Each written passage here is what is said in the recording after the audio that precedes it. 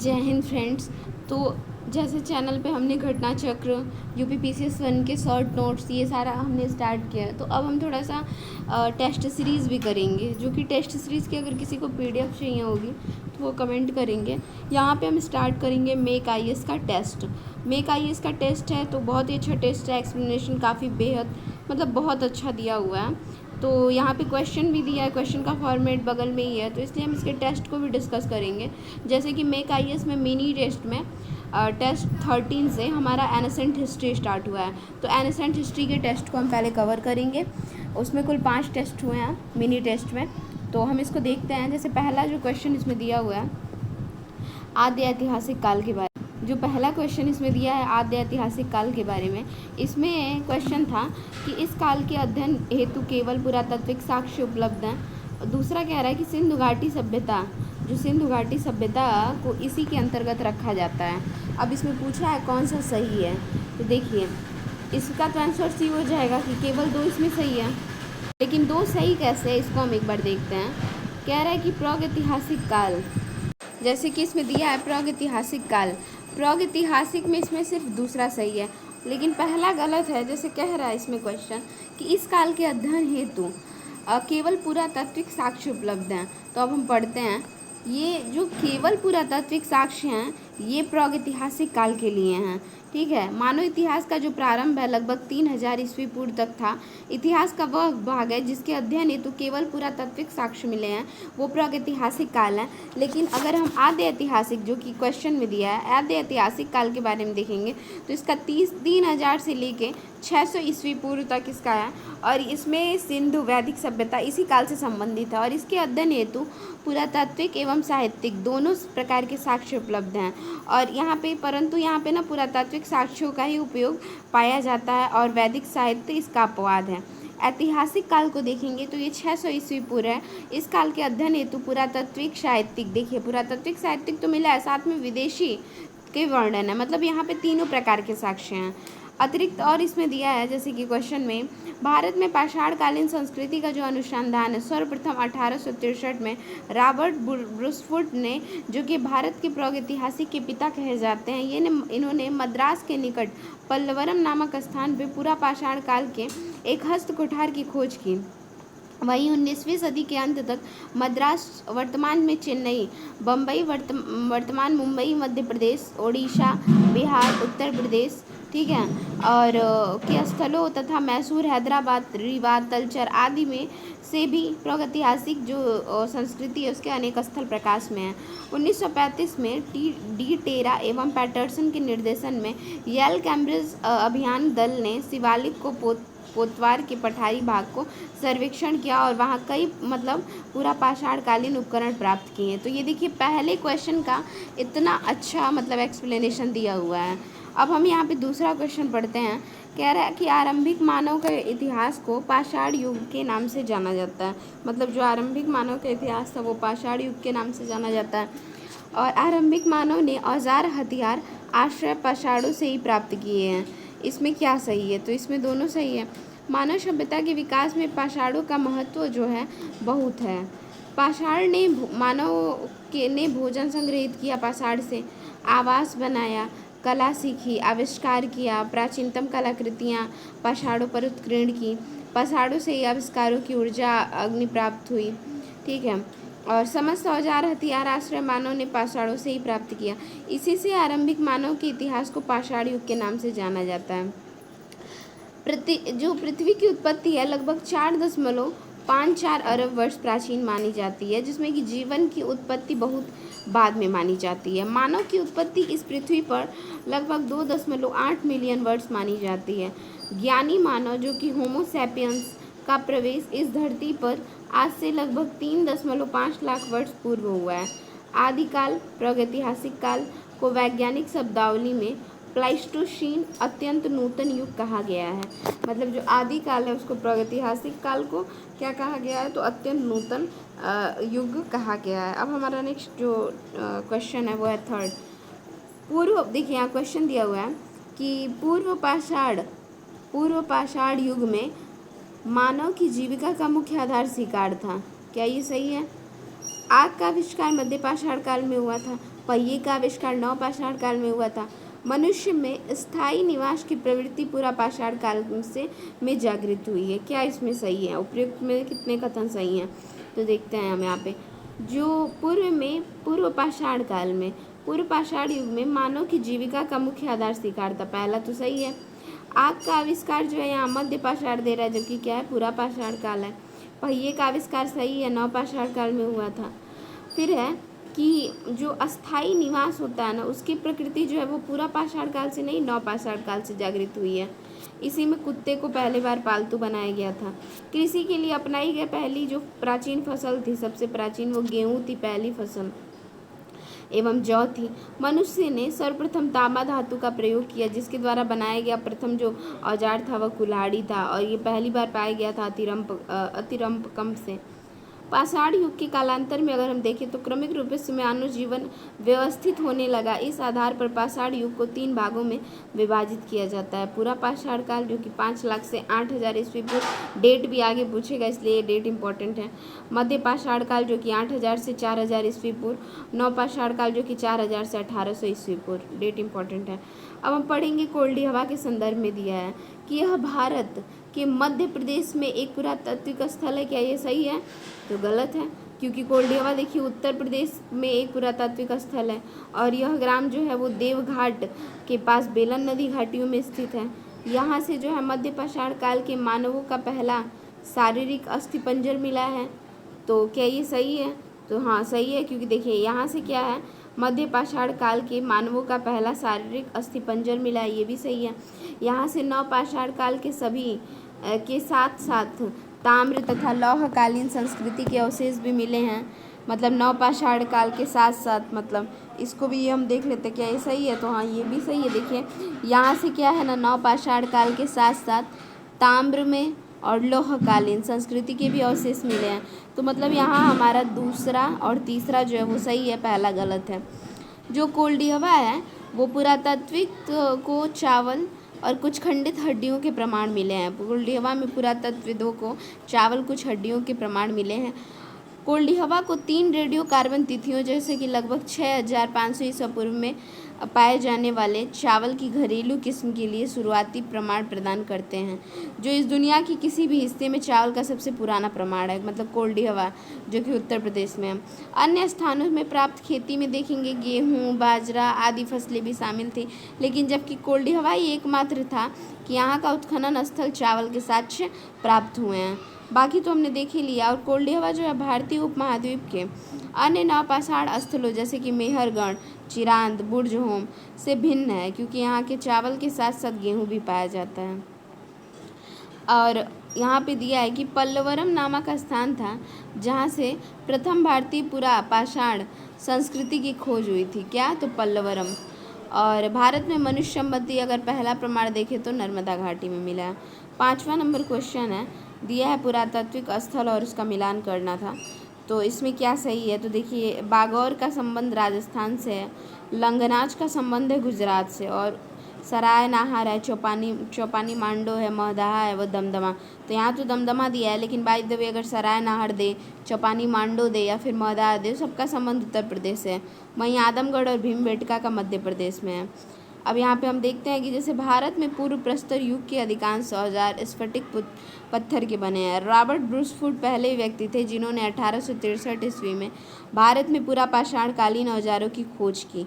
भारत का सबसे प्राचीन नगर था मोहनजोदड़ो, जो कि सिंधी भाषा में जिसका अर्थ होता है मृतकों का टीला। अब हम नेक्स्ट क्वेश्चन देखेंगे, क्वेश्चन नंबर 6। पूरा पाषाण काल के संदर्भ में यहाँ पे कथन दिया है। पहला कि भारतीय उपमहाद्वीप के संदर्भ में लगभग 5 लाख से वर्ष से 8000 ईस्वी पूर्व तक की अवधि पूरा पाषाण काल की कही जाती है। ऊपर हमने पढ़ा तो ये तो बिल्कुल सही है। इस काल में मानव कछुए व मछलियों से परिचित था। तो देखिए इसका राइट आंसर डी होगा, लेकिन ये जो मतलब दूसरा कह रहा है ना, ये गलत है। देखिए भारतीय उपमहाद्वीप में लगभग 5 लाख से मतलब 5 लाख से वर्ष ईस्वी पूर्व से 8000 ईस्वी पूर्व तक जो है पूरा पाषाण काल है। तो ये तो पहला सही है। और यह विभाजन उस समय मानव द्वारा प्रयुक्त औजारों के आधार पर किया जाता था। पूरा पाषाण काल में पशु जिनसे मानव परिचित था, जिसमें कि बंदर, हिरण, बकरी, भैंस, गाय, बैल, नील गाय, सूअर, बारहसिंगा, गैंडा, हाथी आदि थे, जिनके अवशेष जो हैं वो शैलाश्रय की कलाकृतियों में उपलब्ध होते थे, जिनके अवशेष। और इस काल में यहाँ क्या रहा ना कि इस काल में जो मानव है वो कछुओं मछलियों से परिचित नहीं था। तो यहाँ इस काल में जो मानव था ना कछुओं से मछलियों से परिचित था और विभिन्न प्रकार के फलों, पुष्पों, कंदमूल से भी परिचित था। अतिरिक्त इसमें दिया है जैसे नवपाषाण काल के बारे में कि इस काल का जो आधारभूत तत्व था वो खाद्य उत्पादन था। पशुओं को पालतू बनाना था, मतलब उनको पशुओं को पालतू बनाए जाने की जानकारी का विकास था। नियोलिथिक शब्द का जो सर्वप्रथम प्रयोग था वो सर जॉन लुबाक ने 1865 ईस्वी में किया था।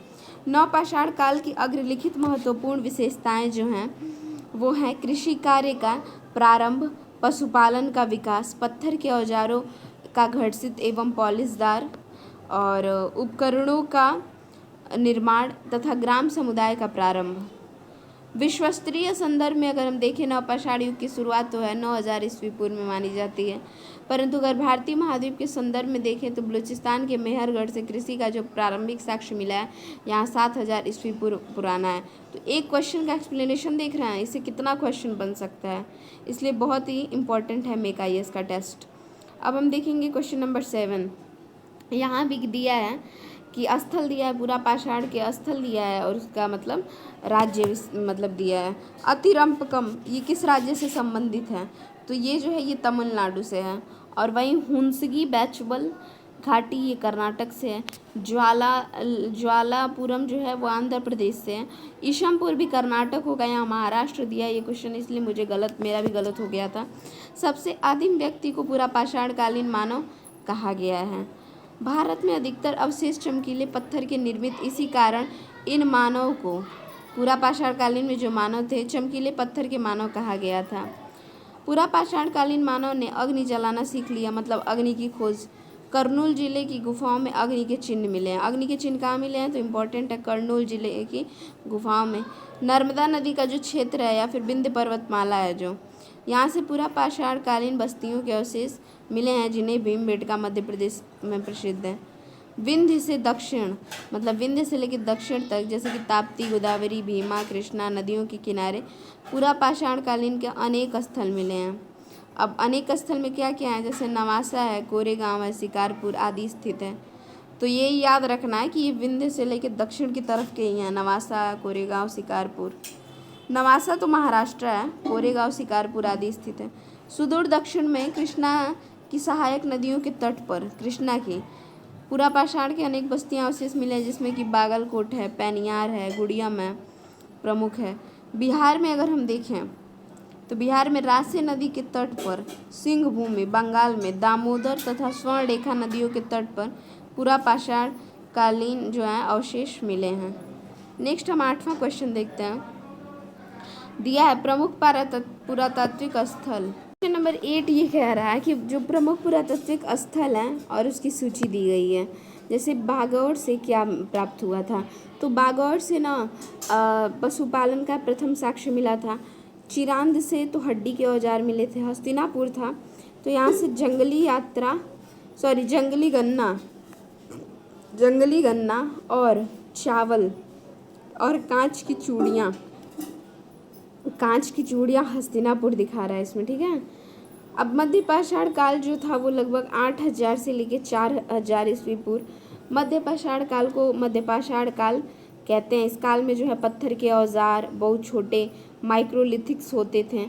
इस काल में पशुपालन के जो प्रमाण हैं वो आदमगढ़ और होशंगाबाद मध्य प्रदेश से प्राप्त हुए हैं। यह काल जो था वो पूरा पाषाण व नवपाषाण के काल के मध्य का संक्रमण का काल कहते हैं इसे।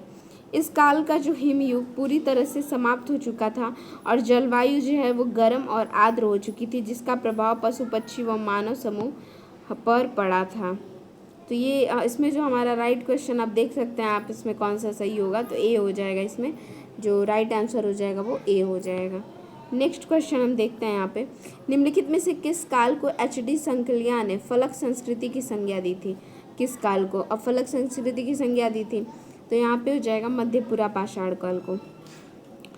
समय काल और संस्कृति की पहचान, जैसे निम्न पूरा पाषाण काल जब पूछेगा तो इसमें सल्क, खंडासा, खंडक उपकरण जो है इत्यादि मिले हैं। मध्य पूरा पाषाण काल से जो है फलक संस्कृति, जो कि HD संकलिया ने बताया था इसके बारे में।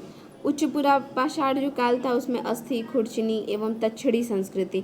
देखिए कभी क्वेश्चन में दे सकता है तक्षणी संस्कृति का संबंध किस पूरा पाषाण काल से है, उच्च पूरा पाषाण। वहीं अगर सूक्ष्म पाषाण संस्कृति देखेंगे तो मध्य पाषाण काल है। पूरा पाषाण काल है फलक संस्कृति, ये इंपॉर्टेंट है। भारत में जो है सर्वप्रथम 1860 में ली मेसुरियर ने नवपाषाण काल के प्रथम प्रशस्त्र उपकरण उत्तर प्रदेश के टॉन्स नदी की घाटी से प्राप्त किए हैं, और इसके बाद 1872 में निबिलियन फ्रेजर ने कर्नाटक के कर्नाटक के बेलारी क्षेत्र को दक्षिण भारत की उत्तर पाषाण कालीन सभ्यता का मुख्य स्थल जो है वो घोषित किया है। भारत में नवपाषाण काल का जो समय है वो है 4000 से 1800 ईस्वी तक माना जाता है। नवपाषाण काल को अंग्रेजी में नियोलिथिक कहा जाता है, जो कि यूनानी भाषा के शब्द नियो और लिथोस से बना है, जिनका अर्थ होता है नया पत्थर या नवपाषाण। सर्वप्रथम सर जॉन लुबाक ने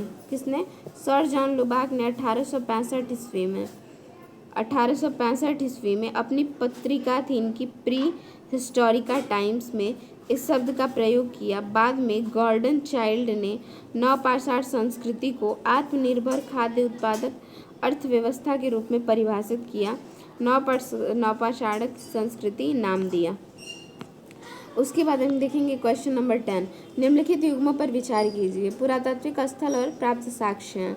जैसे कि इसमें दिया है सरायनहर में क्या है, तो सरायनहर जो उत्तर प्रदेश में है वहाँ से अधजली हड्डियों के साक्ष्य मिले हैं, तो सही है ये। और इसमें फिर है सरायनहर बुर्ज होम से गढ़ आवास, ये भी सही है। और टेक्कोल, इसमें ना टेक्कल कोट जो है ये मुझे नया लगा, सोने की बाली मिली है कर्नाटक से, टेक्कल कोल से सोने की बाली मिली है। अतरंजी खेड़ा से कपड़े की छपाई के अवशेष हैं। तो इसमें चारों युग्म जो है वो सही है। मैट्रिक नहीं लगा पा रही हूँ, बट आप सेम ही क्वेश्चन आंसर सामने दिया तो आप समझ सकते हैं।